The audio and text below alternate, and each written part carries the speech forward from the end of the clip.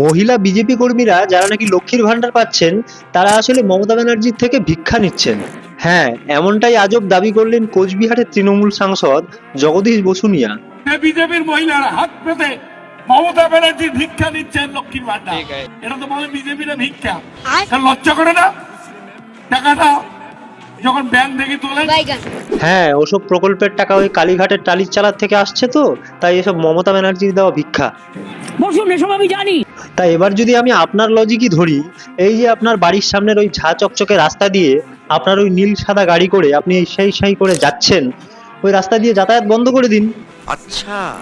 কিংবা এই যে ট্রেনে প্লেনে করে দেশ বিদেশে ভ্রমণ করে বেড়াচ্ছেন, সেগুলো তো ওঠা বন্ধ করে দিন। কারণ ওই ট্রেন, প্লেন, রোডওয়ে সবই তো ওই সেন্ট্রাল গভর্নমেন্টের আন্ডারে, কোনোটাই তো আর আপনাদের মা মাটি মানুষের তৃণমূল সরকার চালাচ্ছে না। কি বলে?